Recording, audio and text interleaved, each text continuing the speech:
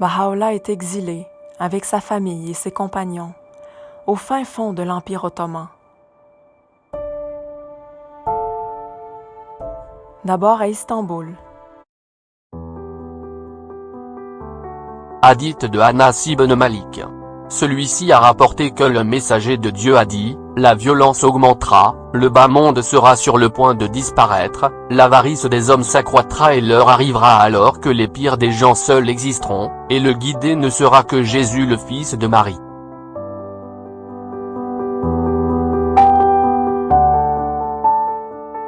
Hadith Ka'b el-Ahbar.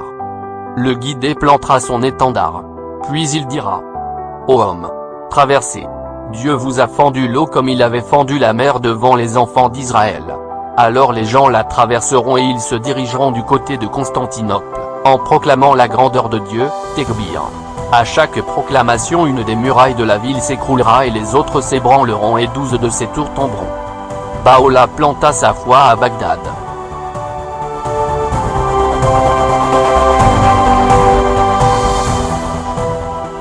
Hadith Ali ibn Abu Talib. Celui-ci décrit cette croisade spirituelle. Il marchera à la tête de l'armée. En arrivant à Constantinople, et en faisant les tekbirs, exclamation Allahu Akbar, son golfe se tarira, et ses murailles tomberont. Ensuite il poursuivra sa marche vers la Roumélie, Andrinople. Baha'u'llah prend le chemin de l'exil forcé vers Constantinople, puis Andrinople.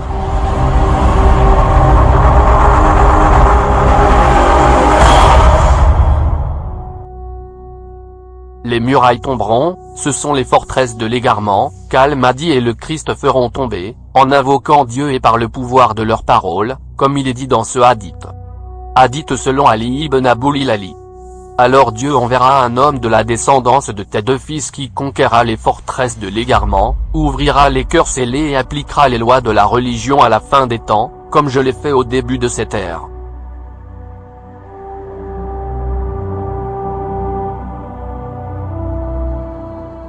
Ce voyage dura plus de 100 jours. La caravane traversa les montagnes et les vallées d'Irak et de Turquie, par des endroits isolés où personne n'habitait. Baha'u'llah montait le cheval que ses disciples lui avaient offert. C'était un cheval splendide et roux, le plus pur et le meilleur qu'ils aient trouvé. Parfois ils voyagèrent plusieurs heures sans jamais rencontrer un être vivant. 54 personnes y compris les membres de sa famille, devaient l'accompagner à Constantinople.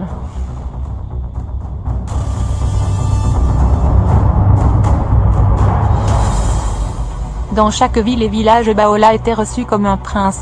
Des fêtes étaient préparées, et les plats les plus délicieux étaient servis. D'autres personnes avaient voyagé dans ces régions, mais la population n'avait jamais reçu quelqu'un qui avait été aussi aimable avec eux que Baha'u'llah. Tous étaient attirés vers lui.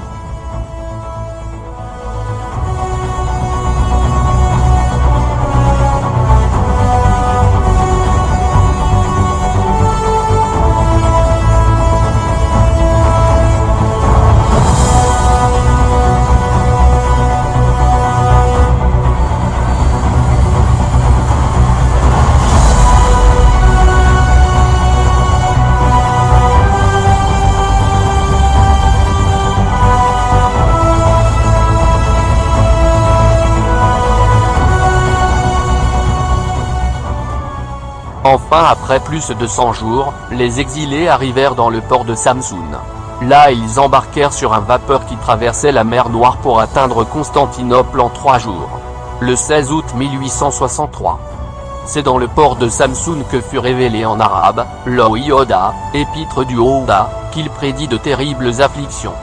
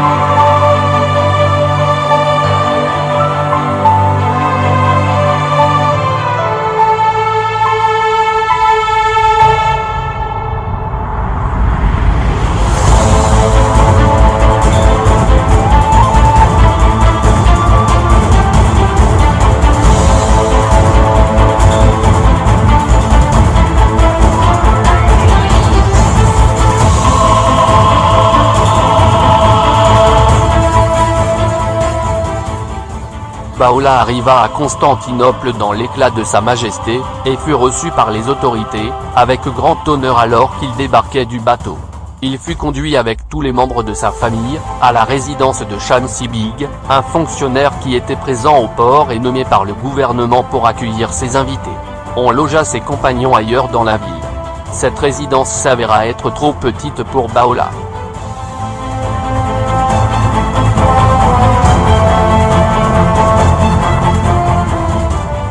Bientôt, il fut déplacé dans la maison de Vizi Pacha, un immeuble de 3 étages plus spacieux que le premier, et situé non loin de la mosquée du sultan Muhammad.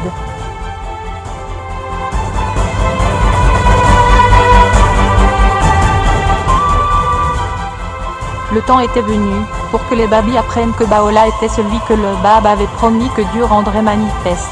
Maintenant il n'y avait aucune raison de le garder secret. Pratiquement, personne ne savait ce que Baola avait révélé dans le jardin de Ridvan à Bagdad. Peu de personnes savaient que Baola avait annoncé qu'il était le messager de Dieu pour cet âge.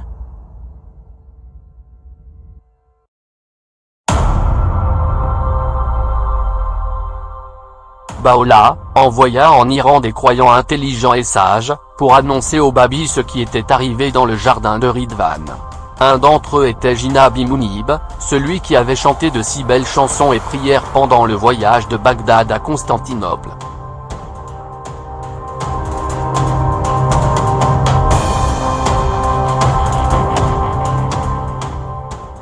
Beaucoup de babis y crurent immédiatement. Mais il y en avait quelques-uns qui ne pouvaient l'accepter tout de suite. Il y en avait même qui se sont mis en colère, il fallait donc une grande sagesse et beaucoup de patience, pour le leur expliquer.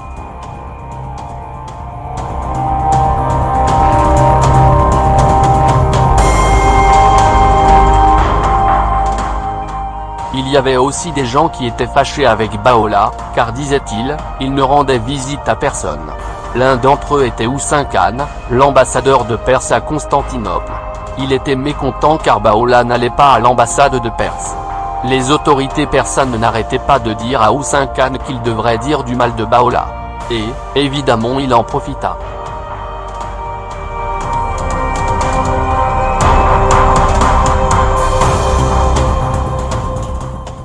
L'ambassadeur de Perse utilisa un certain Haji Mirza Hassan, qui était souvent en contact de Baola, comme instrument pour faire circuler des rapports infondés au sein des autorités, au sujet de la conduite de Baola, ainsi que sur ses aspirations.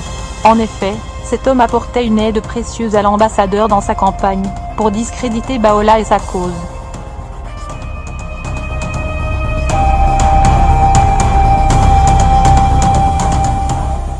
Naturellement, les histoires de Hussein Khan étaient fausses. Baola enseignait qu'il fallait obéir aux lois des gouvernements, et lui-même donnait l'exemple. Il enseignait les lois de Dieu et personne ne les suivait mieux que le messager lui-même.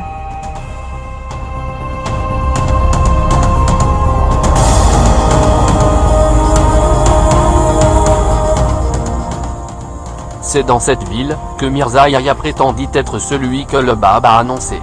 Celui que Dieu rendra manifeste. C'est-à-dire le retour du Christ.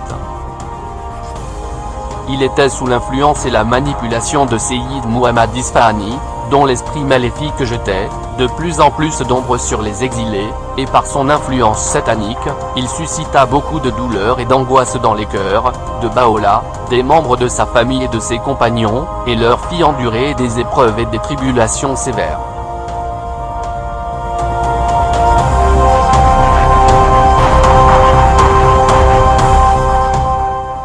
Hadith sur l'Antéchrist, selon Ibn Masoud. De même, la première ville à repousser l'Antéchrist est celle qui est située au confluent des deux mers.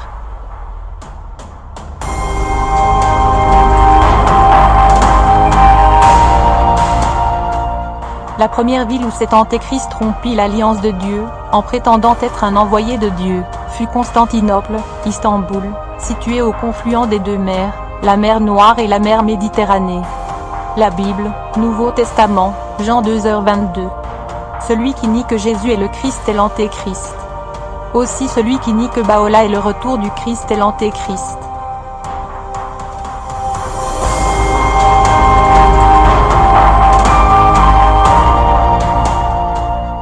C'est dans cette ville que Baha'u'lláh révéla quelques ordonnances et écrits.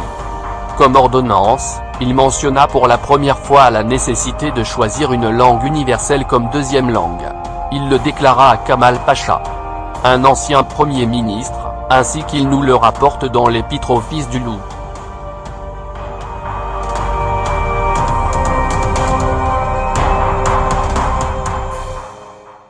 Subhanaka Yahu. Cette belle épître écrite en arabe, et de la main même de Baha'u'lláh, a été révélée à Constantinople, la veille du 5e jour du mois de Jamadi ou Laval 1280 de l'année Hégire.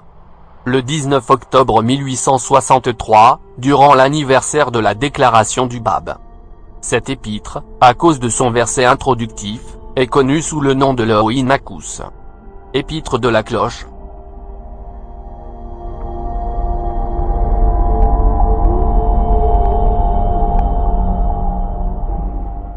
Aux moines de l'incomparable. Fait retentir la cloche, vu que le jour du Seigneur a resplendi, et que la beauté du Tout-Glorieux, est établie sur son trône sacré et étincelant. Extrait de l'épître de la cloche.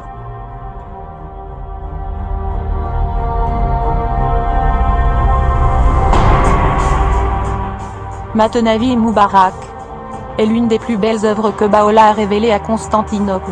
Il invite dans cet écrit à déchirer les voiles et à laisser le soleil de sa révélation se lever dans toute sa splendeur.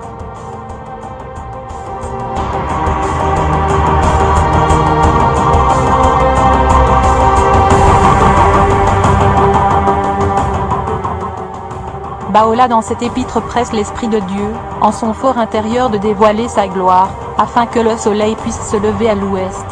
Ailleurs dans ses écrits, Baha'u'lláh a prédit que bien que la cause de Dieu soit née en Orient, son influence apparaîtra en Occident.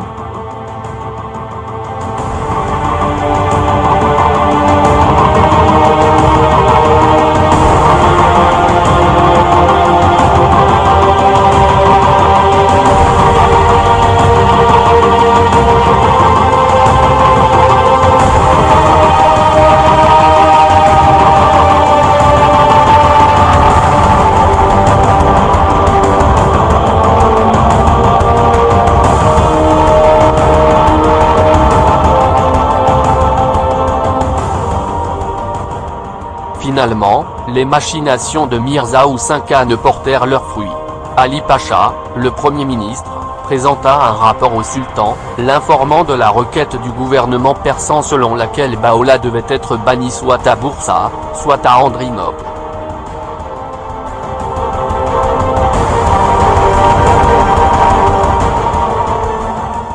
Dès la réception de ce rapport, le sultan avalisa ces mesures, et l'édit de bannissement vers Andrinople fut publié le lendemain.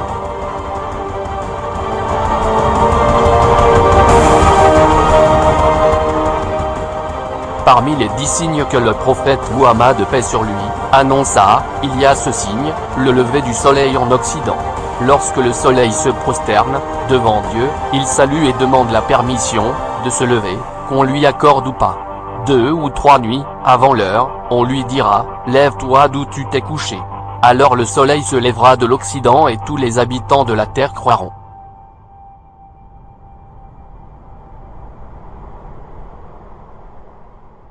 C'est à Constantinople, en Orient, que Dieu révéla à Baha'u'lláh l'épître Matenavi Moubarak dans laquelle il le prépara à dévoiler dans 3 nuits son message au monde. Baha'u'lláh a mis 3 jours de voyage de Constantinople, Orient, pour arriver à Andrinople, Occident, afin de proclamer son message au monde. Le soleil qui symbolise le messager de Dieu, se lèvera en Occident.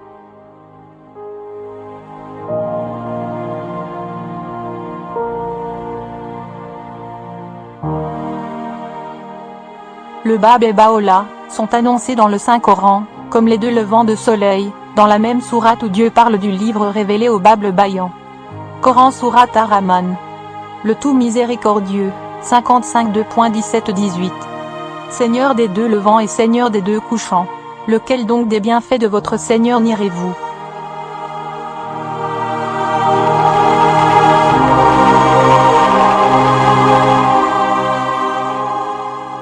Baha'u'lláh était à la veille de son départ, il envoya le message suivant à l'ambassadeur de Perse. Sachez bien ceci, Si tous les gouvernements de la terre s'unissaient et prenaient ma vie ainsi que celle de tous ceux qui portent ce nom, ce feu divin ne serait jamais éteint. Sa cause va plutôt envelopper tous les rois de la terre, et même tout ce qui est créé d'eau et d'argile. Quel que soit ce qui doit encore nous atteindre, grand sera notre profit, et manifeste la perte qui les affligera.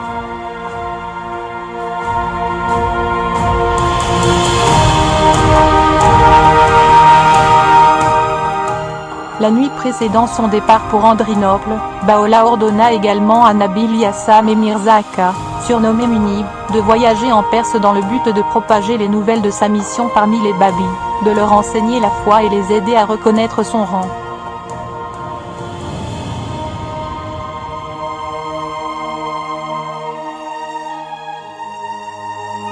Puis à Édirne.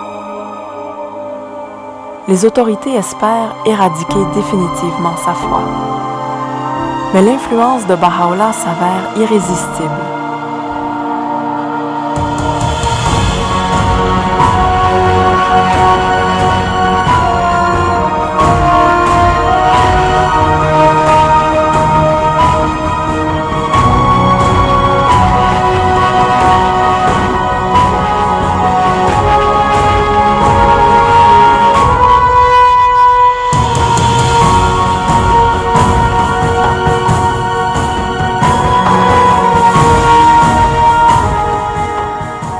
Une année après l'arrivée des exilés à Andrinople, Azal réalise son sinistre dessein et rend Baha'u'llah gravement malade en l'empoisonnant, au point que son médecin traitant reste sans espoir, et que Baha'u'llah a dû souffrir de fièvre et de douleurs violentes.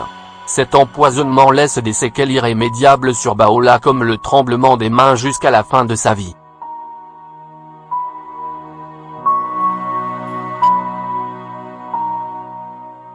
À une autre reprise, Mirza Yahya dit Azal, empoisonne le puits qui fournissait de l'eau à l'ensemble des exilés. Maintenant, il ne peut plus cacher ses desseins malveillants contre la vie des exilés. Sa haine et celle de ses partisans, comme Seyyid Muhammad contre Baha'u'llah et ses compagnons est évidente. Il ne recule devant rien, spéculant tous les moyens qui peuvent faire périr Baha'u'llah.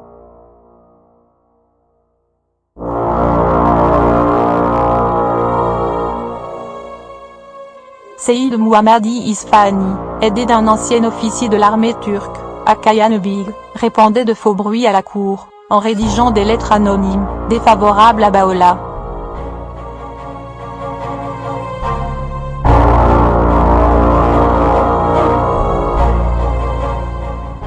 À une autre occasion, Azal demanda au barbier de Baha'u'llah de profiter d'un instant propice pour l'assassiner sans que personne ne se rende compte. L'opposition de Yahya devient donc ouverte et évidente.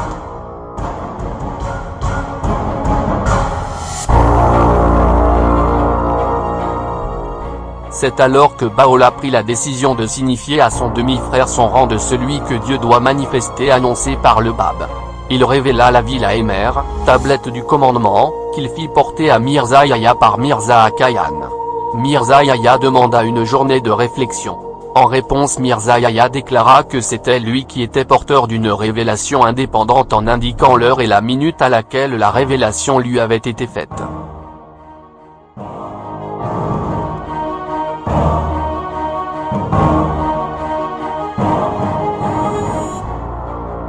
Cette crise consacrait la séparation définitive de Baha'u'llah et de son demi-frère. Baha'u'llah appelle ces jours, les jours de détresse, Ayam Shidad, pendant lesquels le voile le plus atroce fut déchiré, et la plus grande séparation fut décrétée.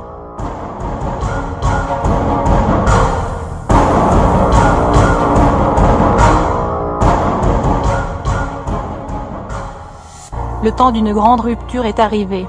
Pour apaiser leur animosité insatiable, Baha'u'llah loue en mars 1866, une maison, et se retire avec sa famille loin de tous ses compagnons, afin d'assurer à chaque exilé sa liberté de choisir entre lui et ses ennemis. Pendant 2 mois, il refuse de fréquenter quiconque, y compris ses fidèles et dévoués compagnons.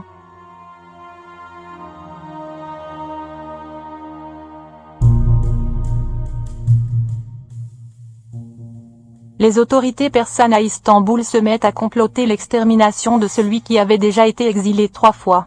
Finalement, le Premier ministre, Ali Pacha, réussit à obtenir le décret de Sultan Abdulaziz, daté du 26 juillet 1868. Les exilés reçoivent donc l'ordre strict de partir. Brusquement, un matin, la maison de Baha'u'lláh fut entourée de soldats et sentinelles furent postés aux portes. Ses disciples furent convoqués une fois de plus par les autorités. Interrogés, ils reçurent l'ordre de se préparer à partir.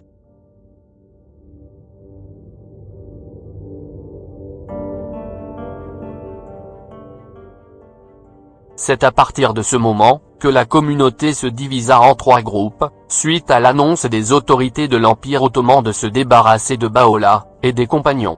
Les autorités décidèrent d'envoyer en exil Azal et ses partisans à l'île de Chypre. De bannir Baha'u'lláh et ses compagnons vers Akka, en Terre Sainte, à Cham. Et de laisser le libre choix aux autres, d'aller où ils veulent.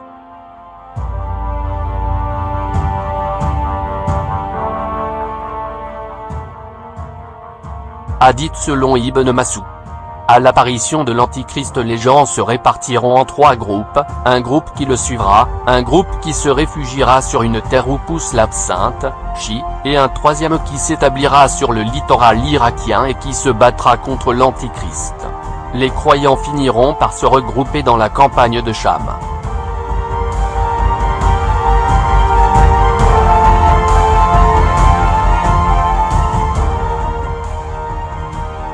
De même, selon Ibn Mas'ud, la première ville à repousser l'Antéchrist est celle qui est située au confluent des 2 mers, et dont les habitants se sépareront en 3 groupes, un groupe s'établira en Cham en attendant de voir de qui il s'agit, un autre qui ira rejoindre les Bédouins, et un 3e qui se réfugiera dans la ville la plus proche.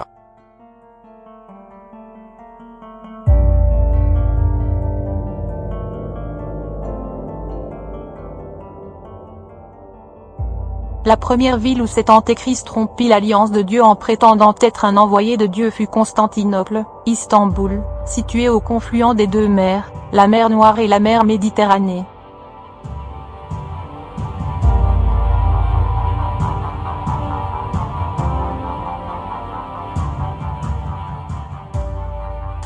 L'antéchrist sera suivi.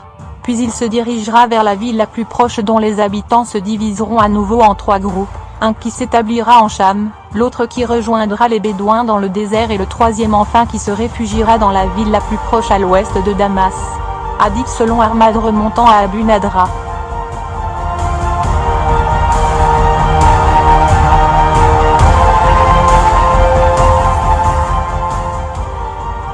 Hadith. Un groupe suivra l'Antéchrist, un premier groupe appelé les Azalis suivit l'Antéchrist Mirza Yahya, exilé dans la ville la plus proche à l'ouest de Damas à Famagoust sur la côte orientale de l'île de Chypre, appelée l'île de Satan.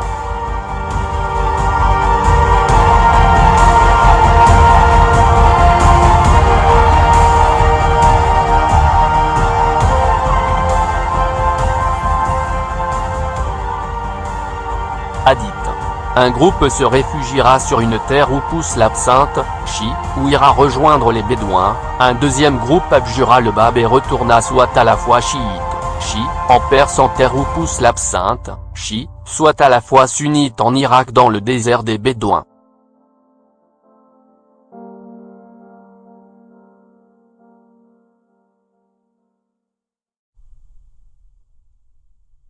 Hadith. Un groupe dans la campagne de Cham, le 3e groupe s'attacha à Baha'u'lláh et fut exilé à Akka en terre de Cham, nom arabe désignant la Palestine ou Terre Sainte, après son bannissement d'Andrinople.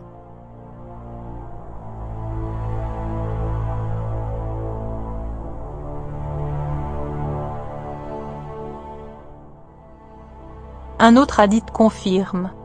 Avant l'échéance de l'heure, un feu se déclarera à Hadramav. Que nous ordonnes-tu, ô envoyé de Dieu, lui fut-il demandé.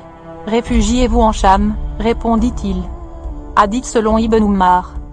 Ainsi à l'heure de la fin des temps, les musulmans, ceux ou celles qui se soumettront à la volonté de Dieu, qui suivront le Mahdi, puis le Christ à son retour, se réfugieront en Palestine, Cham, car ils seront ses compagnons.